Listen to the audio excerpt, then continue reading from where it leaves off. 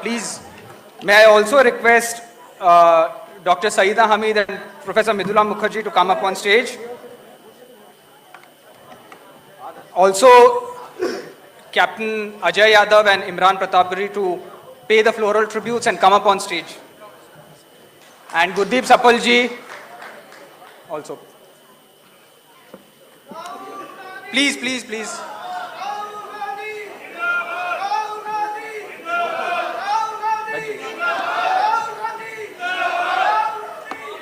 Midula ma'am and Saida ji, please on the front row. Saida ji front row.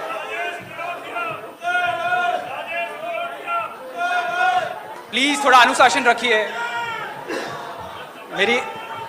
मेरी आप सबसे गुजारिश है, प्लीज अनुशासन रखिए. राहुल जी है, हम सब उत्सुक है उनसे सुनने के लिए. प्लीज थोड़ा शांति. All right. I am going to now request Raju ji to come up and make his brief remarks. Sir.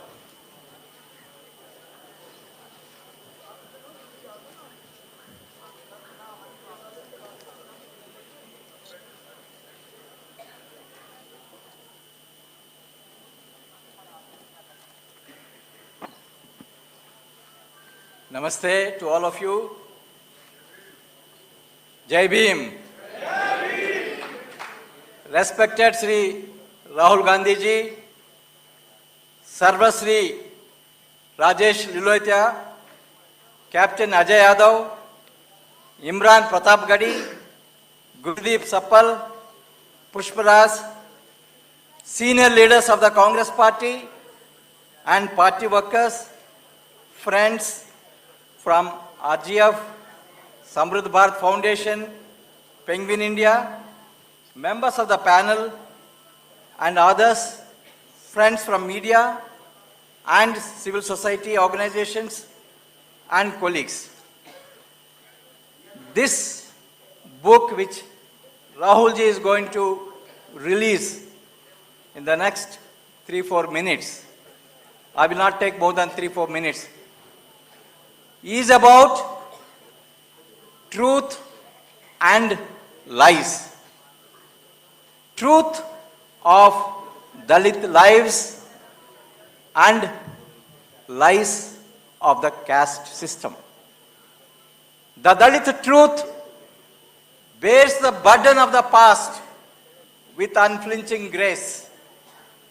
The caste lies try to negate the past so that the dominant communities which have fabricated these lies can perpetuate their dominance over Dalits. To understand any social or political narrative, we have to understand the truth.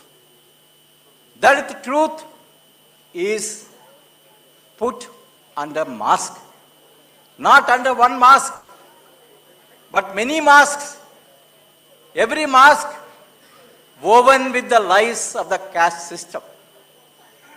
So, we have to unravel the truth by removing these lies, by removing these layers of the lies. What is Dalit truth? Despite the promise of equality and fraternity, exclusion is hiding behind the pretense of inclusion. Exclusion is hiding behind the pretense of inclusion. That is the Dalit truth this book is talking about. This book is a companion to the truth seekers who want to demolish the architecture of caste system. That's why they have to understand what are the lies that are perpetuating the caste system. The book is also about two pathways, two different pathways. One pathway taking Dalits to Samvidhan, where they will get equality, they will enjoy fraternity. Other pathway is taking Dalits away from Baba Saheb Ambedkar towards Manuvad, where inequalities will be increased, caste system will be perpetuated. It is for Dalits to know which side they are going. Are they going towards Ambedkar or are they going away from the Ambedkar? This book examines thoroughly the truth and falsities of political mobilization of Dalits by various political parties.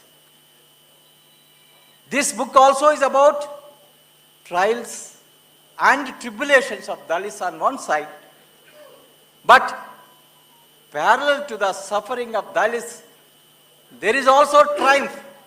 There is also resilience of Dalits. Small voices, big victories of Dalits. This book is celebrating the big victories of Dalits, their contribution to India, their contribution to the world.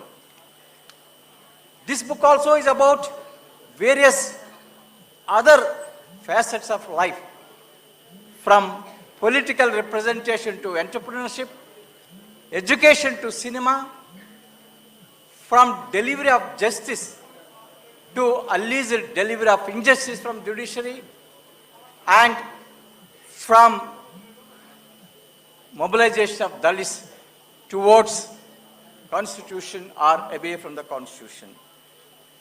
Finally, I would like to mention here the narrative of this book got inspiration from two powerful speeches delivered by Sri Rahul Gandhi ji. One in 2015 at Mau, birthplace of Baba Saheb Ambedkar, when Congress party was celebrating 125th birth anniversary of Baba Saheb, where Rahul ji has given clarion call to the Congress party to wage battle against the caste system.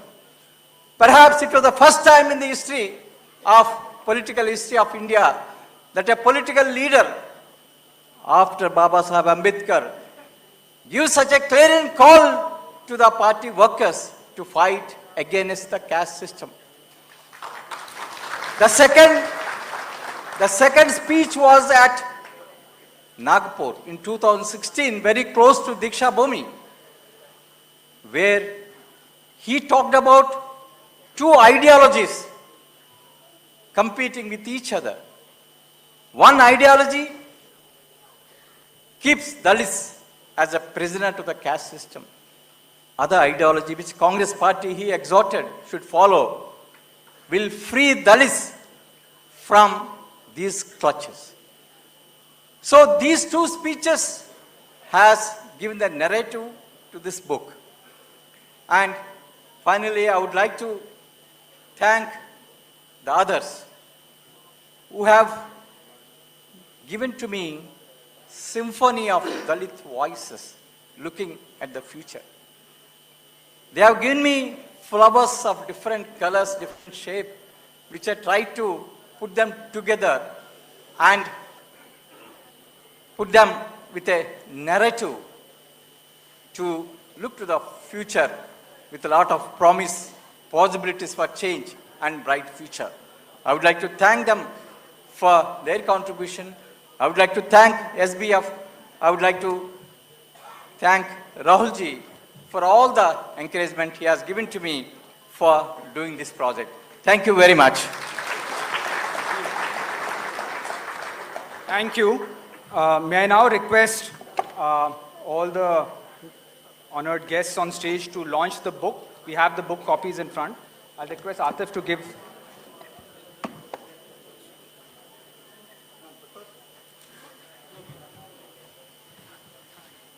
And distribute.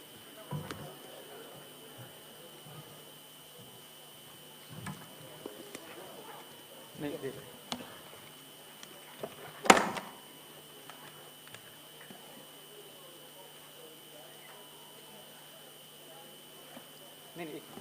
Just wait for the second this thing. Yeah, may I please request everyone to stand and launch the book, please. Thank you.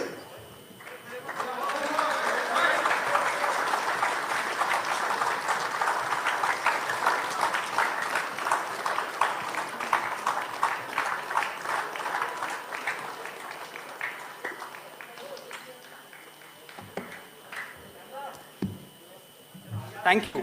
Thank you. May I now request, please, may I please request Rahul Gandhi ji to make his intervention, sir.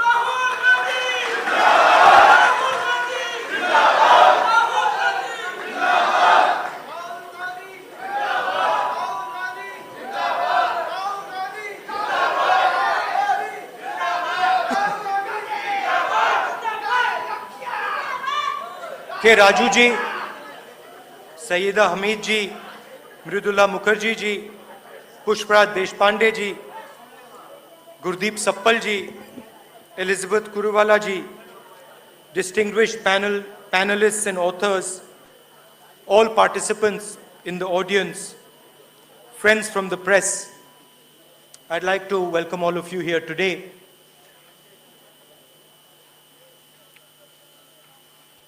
This particular topic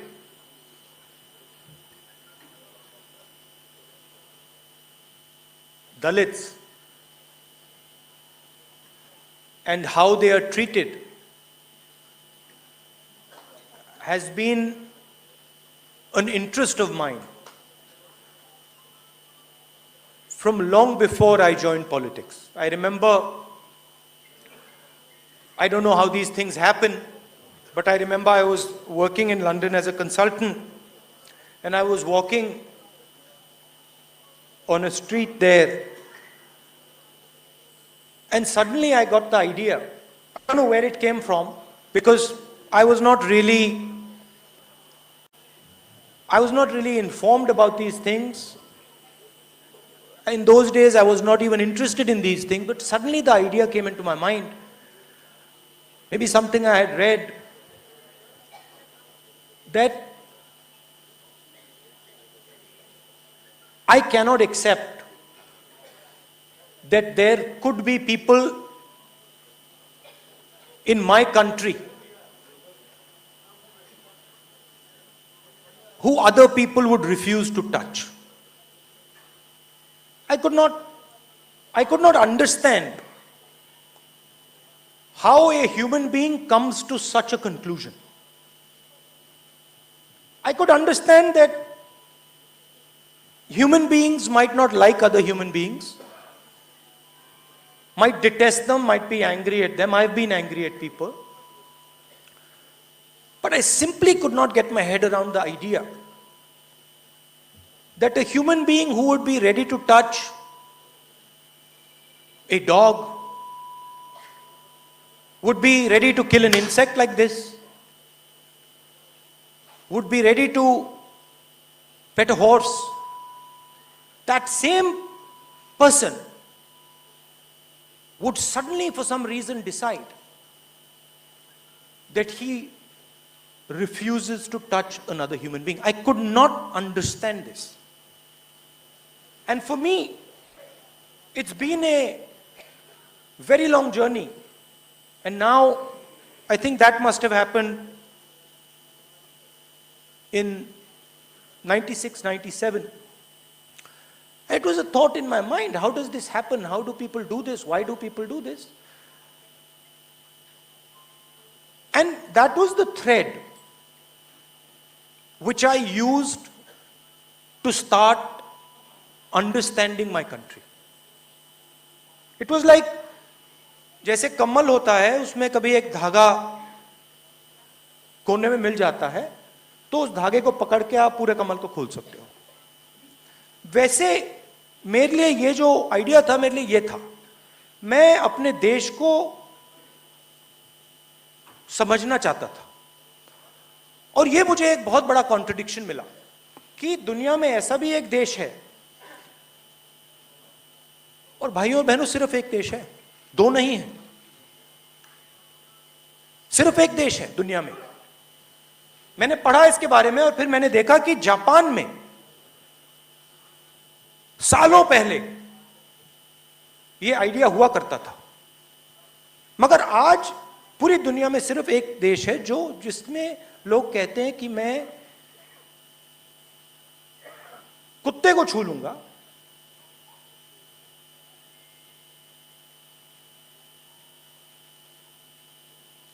cockroach को मार दूंगा, मगर मैं इंसान को नहीं छूने वाला हूं। और मैं देखिए, मैं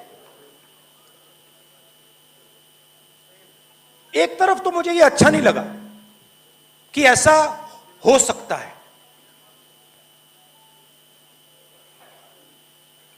मगर शायद पता नहीं, मैंने अपने परदादा की किताब पढ़ी थी डिस्कवरी ऑफ इंडिया, तो मेरे दिमाग में यह आ गया कि मैं इस बात को समझना चाहता हूं, यह होता क्यों है, why exactly does this happen?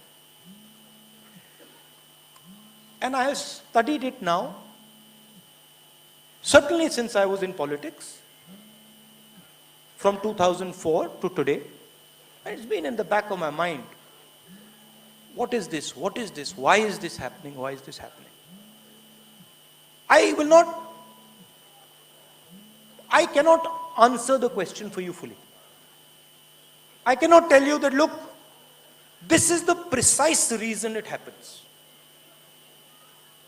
But I have a sense now, much better than I used to before, that this is actually what is going on inside the person's mind when he says, I will refuse to touch you.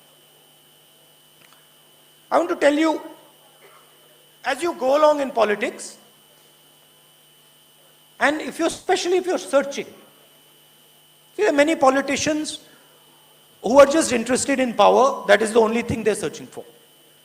Right? सुबह उठते हैं, कहते हैं भैया सत्ता कैसे मिलेगी, रात तक मतलब वही करते हैं, फिर सो जाते हैं, फिर कहते हैं भैया अगले दिन उठ के कहते हैं सत्ता कैसे मिलेगी, हैं? और आज हिंदुस्तान में भरे हुए हैं। अब उसमें मेरी एक प्रॉब्लम आ गई। अजीब सी बात है, मैं सत्ता के बीच में पैदा हुआ, बिल्कुल बीच में, और बड़ी अजीब सी बीमारी है, मुझे उसमें इंटरेस्ट ही नहीं है। अब क्यों? अब मैं आप सच्चाई बोल रहा हूं,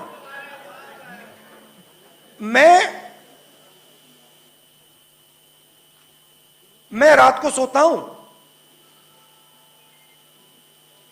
अपने देश को समझने की कोशिश करता हूं, सुबह उठता हूं, प्यार है देश से, इसीलिए मैं, जैसे एक प्रेमी होता है, जिससे वो प्रेम करता है, वो उसको समझना चाहता है, तो सुबह उठता हूं, मैं समझने की कोशिश करता हूं, और एक प्रकार से मैं भीख मंगा हूं। नहीं, सुनो, क्यों? क्योंकि मेरे देश ने बिना कोई कारण पूरा का पूरा प्यार मुझे दे दिया, तो मैं मेरे सुनो, मेरे ऊपर एक डेट है, कर्ज है, और मैं सुबह उठ के कहता हूं कि ये जो प्यार मेरे देश ने दी मुझे, ये जो इज्जत मेरे देश ने दी, इसको मैं निभाऊं कैसे? अच्छा, देश ने सिर्फ मुझे प्यार नहीं दिया, देश ने मुझे जूते भी मारे।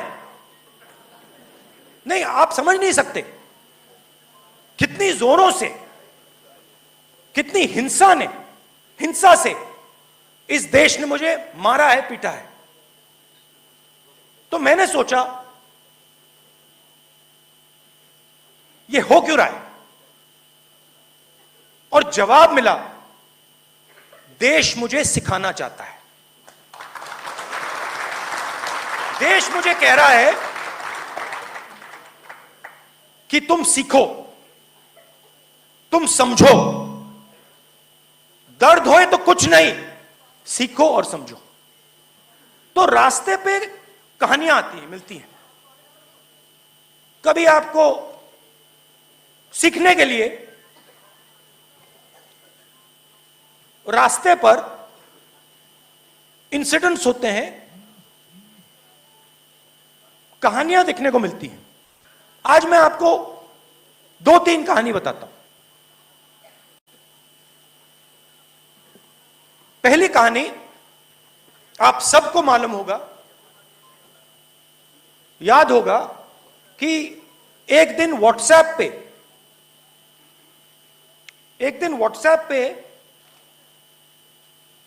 वीडियो दिखा जिसपे उना में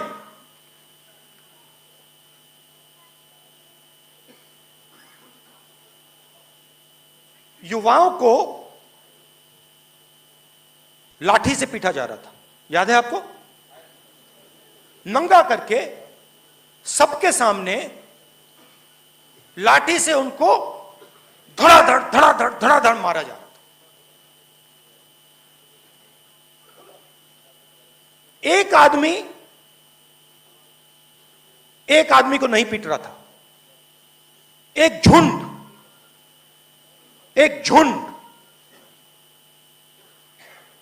पिटाई कर रहा था। याद है आपको?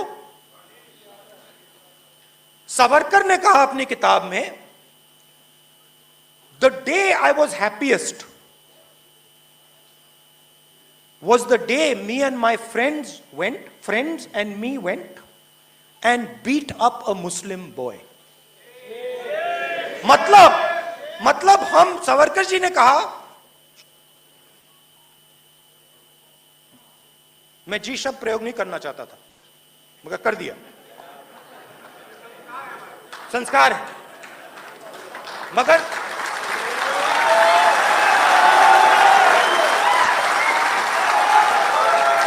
दिल में अंदर जब मैं बोलने वाला था रुकावट आई, कहा न मत बोलो जी, मत बोलो।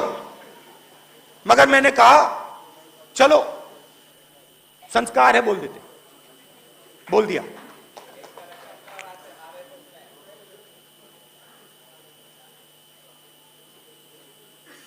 एक झुंड 10, 15, 20 लोग कमजोर दलित व्यक्तियों को लाठी से मारते हैं। मैंने देखा। मैंने एक और बात देखी कि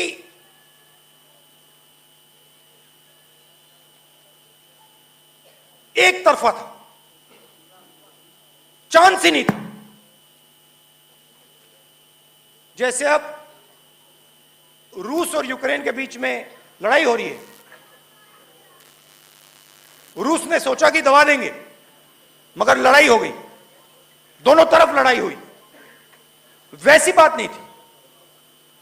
एक तरफ झुंड, दूसरे तरफ कमजोर लोग, और कोई चांस नहीं। मैं गया, ज्यादा लंबा तो नहीं जा रहा हूं,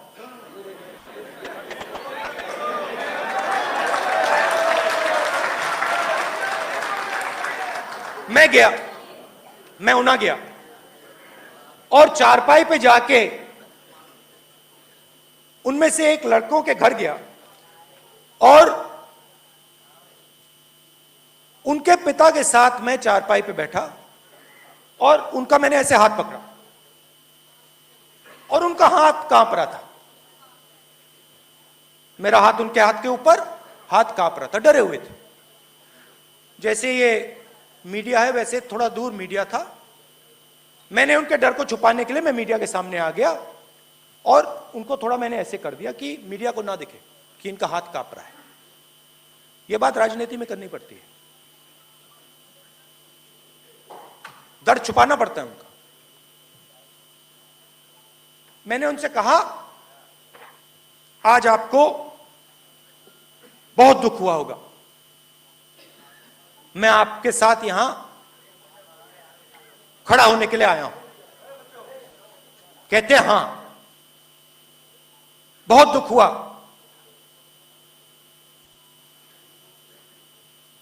मैंने अपने आप से कहा कि ऐसे देश में मैं रह नहीं सकता हूं। मैंने बात सुनी, फिर मुझे कहते हैं राहुल जी मगर खुशी भी हुई। मैंने कहा खुशी हुई? खुशी किस बात की? कहते राहुल जी, पहली बार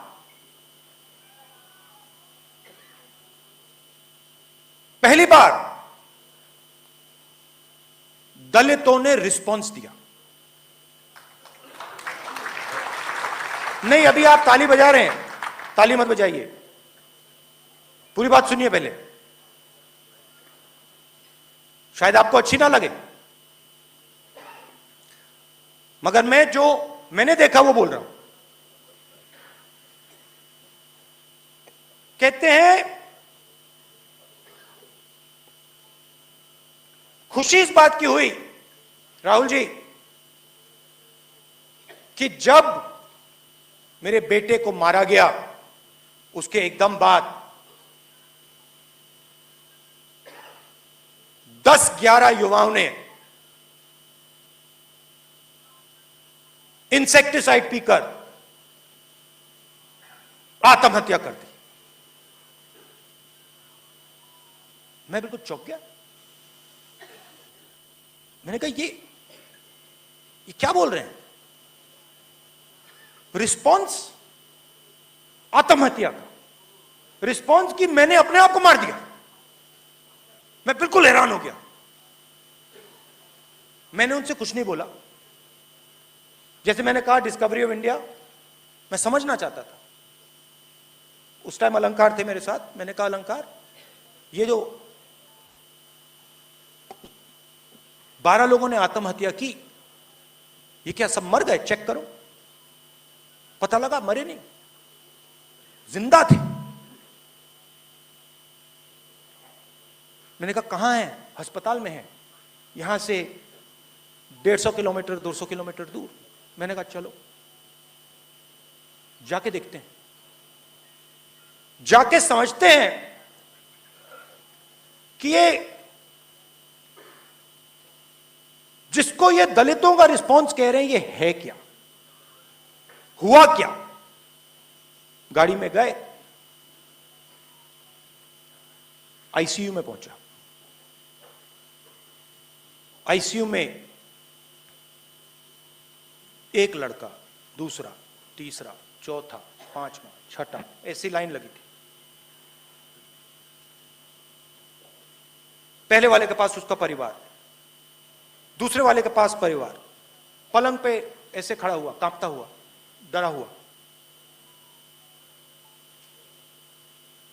जो व्यक्ति हमें भोजन देता वो आज आईसीयू में मौत के सामने। मैं पहले परिवार के पास गया, नमस्ते की और मैंने पूछा कैसा है लड़का। परिवार को कुछ मालूम नहीं था। डॉक्टर को मैं साइड में ले गई। डॉक्टर से मैंने कहा अंग्रेजी में, क्योंकि मैं उनको समझ ना आए, मैंने कहा doctor what is his condition like.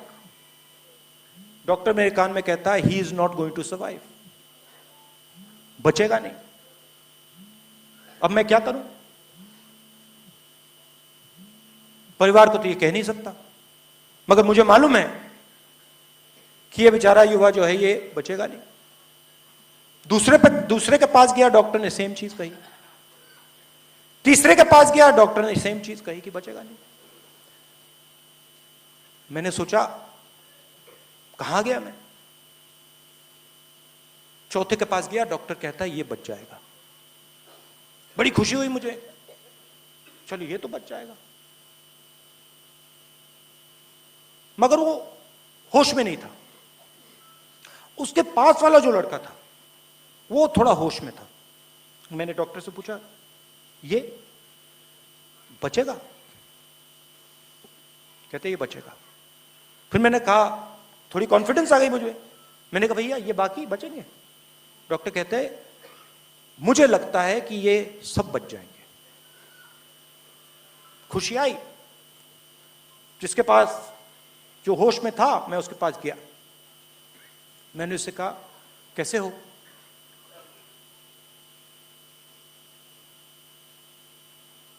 कहता है मुझे बहुत दुख हुआ। मैंने कहा किस बात का? कहता है जब मैंने व्हाट्सएप देखा कि मेरे भाई को एक तरफा कुत्ते जैसे मारा जा रहा है, मैं उसको सह नहीं पाया, मैं सह नहीं पाया। मैंने कहा क्या किया? कहता है मैं गया, अपने घर में गया, इंसेक्टिसाइड की बोतल मैंने उठाई, इंसेक्टिसाइड पी, उसके बाद में यहां जगा, आत्महत्या करने की कोशिश। हाथ पकड़ा उसका मैंने उसको कहा तुम अब बिल्कुल ठीक हो, कोई प्रॉब्लम नहीं है, डॉक्टर ने कहा है कि तुम बच जाओगे, घबराओ मत, जो भी मदद हम आपकी कर सकते हैं हम करेंगे। अगले लड़के के पास गया, पूछा भाई क्या हुआ? जब मैंने वो व्हाट्सएप देखा मेरे दिल में तूफान आया कि मेरे भाई को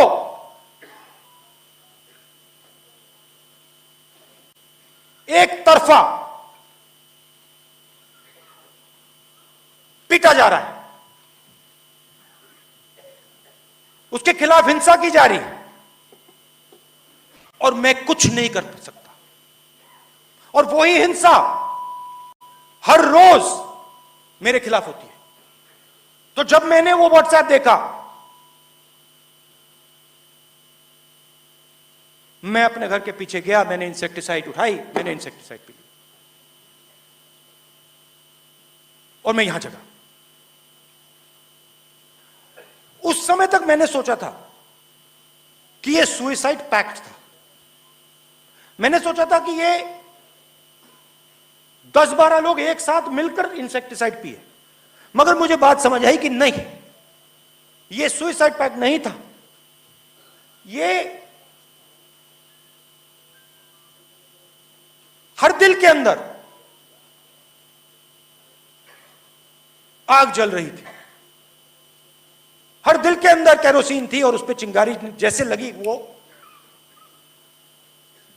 12 अलग अलग जगह आग लग गई। अगले लड़के के पास गया, मैंने कहा, यह थोड़ा होश में था, मैंने कहा क्या हुआ,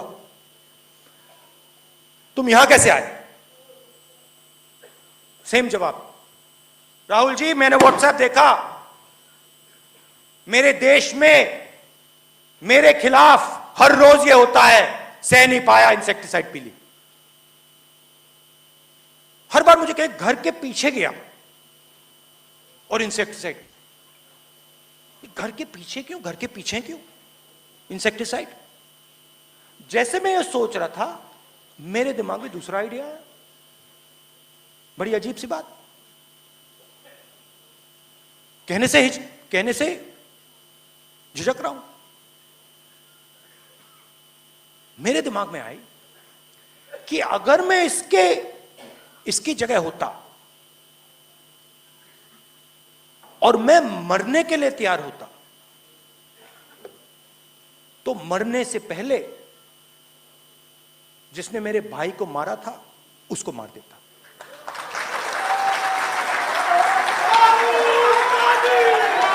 मैंने कहा, मेरे दिमाग में आया कि अगर मेरी बहन को किसी ने बांधकर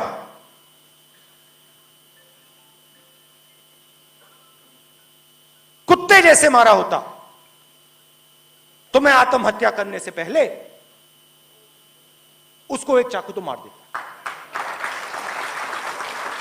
अच्छा, मेरे पिता को मारा गया और मैंने वो नहीं किया। मेरे दिल में मेरे पिता के हत्यारों के खिलाफ कोई नफरत नहीं है, मगर जब अस्पताल में था मैंने सोचा कि यार अगर मेरे साथ ये होता मैं मार देता। तो मैंने उससे पूछा, मैंने कहा भाई एक बात बताओ, तुम अखबार पढ़ते हो? कहता है हाँ। मैंने कहा आपने अखबार में जिसने मारा उसका नाम पढ़ा? आप उसका नाम पता लगा सकते हो? कहते हैं हां, पता तो लगा सकता हूं। मैंने उससे कहा आपके रसोई में छुरी है? कहते हैं हां, छुरी तो है। ये आप मुझसे क्या पूछ रहे हो? मैंने कहा मेरे दिमाग में एक बात आई। कहता क्या? मैंने कहा अगर मैं आपकी जगह होता और मैं अपने आप को लाश बनाने के लिए तैयार होता, आत्महत्या करने के लिए तैयार होता, तो आत्महत्या करने से पहले पता लगाता ये कौन है जिसने मेरे भाई को मारा, रसोई से चाकू निकालता, बस में जाता, उसके घर जाता, छाती में छुरा मार देता। उसका चेहरा सफेद हो गया। मुझे कहता है ये आपने क्या कह दिया? ये आपने क्या कह दिया? मैंने कहा क्या कहा? अगर मेरी बहन को कोई इस प्रकार मारता, मैं उसको मार देता। मुझे कहता है राहुल जी आप बात नहीं समझे क्या? आप इतने विद्वान, आप क्या बात नहीं समझे? मैंने कहा क्या बात? कहता आपको यह नहीं मालूम कि अगर मैं उसको मार देता तो मैं फिर से दलित पैदा हो जाता। मैं हिल गया। मैंने कहा ये क्या बोला? कहता राहुल जी मैं तो मार ही नहीं सकता।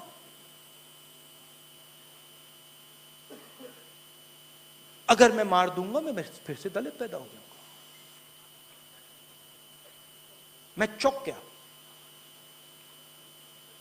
और मुझे बात समझ आई। मैंने सोचा कि इस व्यक्ति के कंधे पे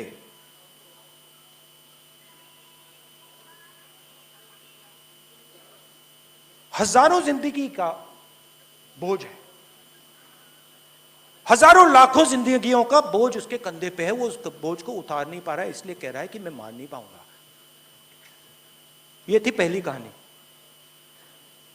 दूसरी कहानी, कुछ दिन पहले मैं बीजेपी के पार्लियामेंट हाउस में सीनियर नेता से मिला।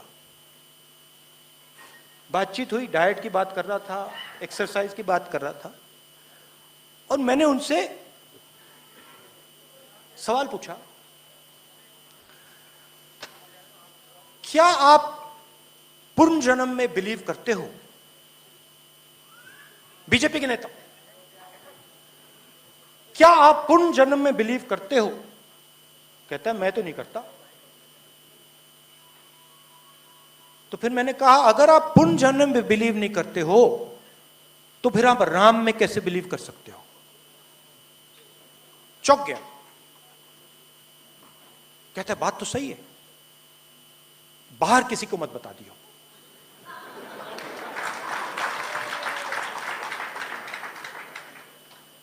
बाहर किसी को मत बता देना।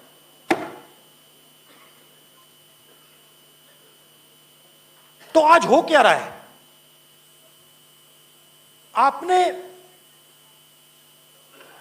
कॉन्स्टिट्यूशन की बात की।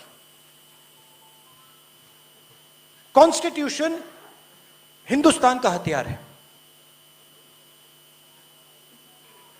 मगर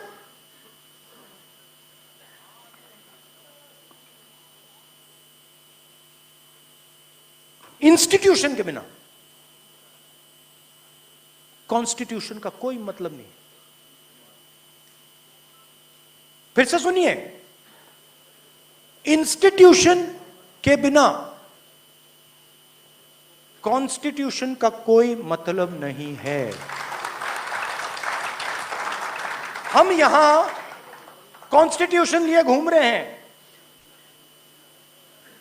आप कहते हो कॉन्स्टिट्यूशन की रक्षा करनी है, मैं कहता हूं कॉन्स्टिट्यूशन की रक्षा करनी है, मगर कॉन्स्टिट्यूशन को इंप्लीमेंट कैसे किया जाता है?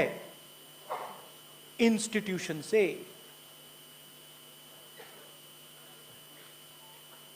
इंस्टीट्यूशन सबके सब आरएसएस के हाथ में है।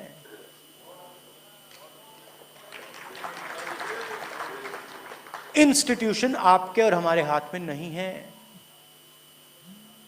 अगर इंस्टीट्यूशन आपके और हमारे हाथ में नहीं है तो कॉन्स्टिट्यूशन हमारे हाथ में नहीं है। और ये कोई नया आक्रमण नहीं है। ये आक्रमण उस दिन शुरू हुआ जब महात्मा गांधी की छाती में 3 गोलियां डाली गई थीं।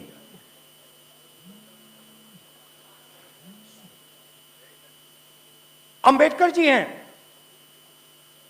अंबेडकर जी ने कॉन्स्टिट्यूशन को बनाने का, डेवलप करने का, प्रोटेक्ट करने का काम किया।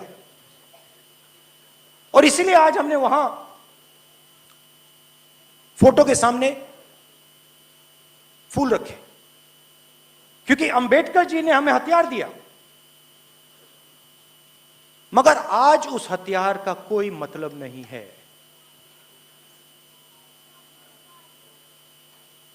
मतलब ही नहीं है,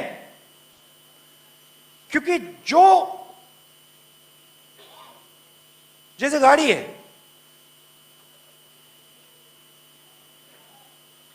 गाड़ी बहुत सुंदर है, गाड़ी में आपको जयपुर जाना है, गाड़ी में 5 लोग बैठे हैं, 4 लोगों को जयपुर जाना है और ड्राइवर आगरा जाना चाहता है। बात समझ आई? गाड़ी में 5 लोग, डेमोक्रेसी, 4 लोग कहते हैं भाई हमें जाना आगरा, ड्राइवर कहता है मैं जा रहा हूं जयपुर। ये हो रहा है, ये हो रहा है। और किया कैसे जा रहा है? मीडिया को कंट्रोल करके, 3-4 सबसे बड़े अरबपतियों को कंट्रोल करके, पेगासस से राजनेताओं को कंट्रोल करके। मैं आपको बता रहा हूं, स्टेज पे बता रहा हूं, अगर मैंने 1 रुपया लिया होता ना, मैं ये भाषण नहीं दे पाता। मैं वहां पे कोने में चुप बैठा रहता, ये भाषण नहीं दे पाता। तो पेगासस, सीबीआई, ईडी, ये पॉलिटिकल सिस्टम को कंट्रोल करते हैं। कोई राजनेता, जैसे आपने देखा होगा मायावती जी ने चुनाव ही नहीं लड़ा।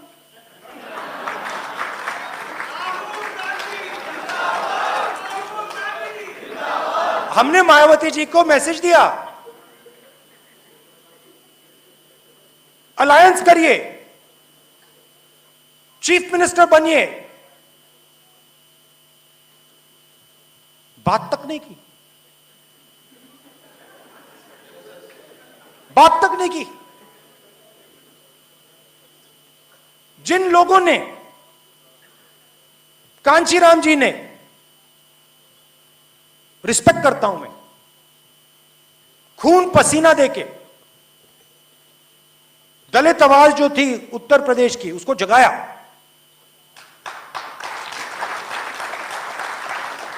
कांग्रेस का नुकसान हुआ, वो अलग बात है, मगर उस आवाज को जगाया।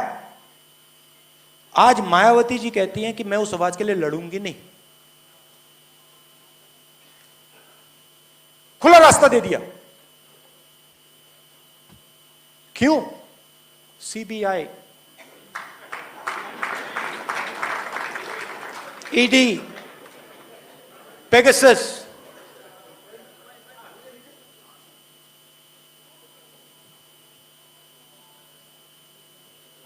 लड़ाई सिर्फ जनता कर सकती है।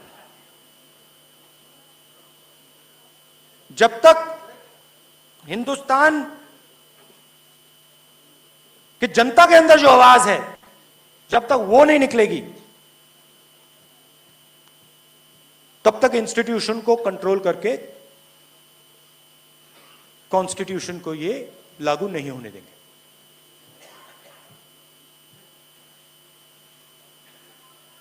ये आज हिंदुस्तान की सच्चाई है। काफी लोगों को बात अच्छी लगे, दूसरों को ना लगे, और जब कॉन्स्टिट्यूशन काम नहीं करता है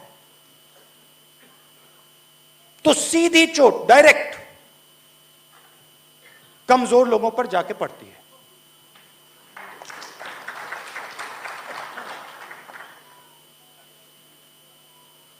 कौन है वो? दलित हैं, अल्पसंख्यक हैं, आदिवासी हैं, बेरोजगार लोग हैं, छोटे किसान हैं, ये लोग। और आज देख लीजिए इकोनॉमी की हालत, देख लीजिए बेरोजगारी, देख लीजिए।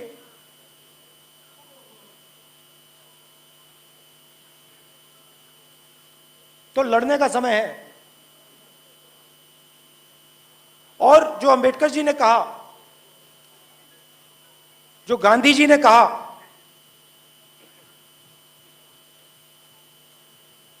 रास्ता दिखाया उन्होंने,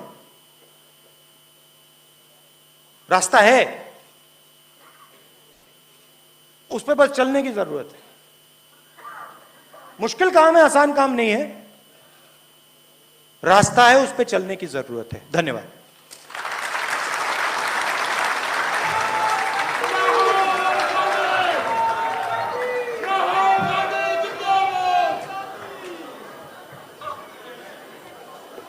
प्लीज प्लीज शांत हो जाइए।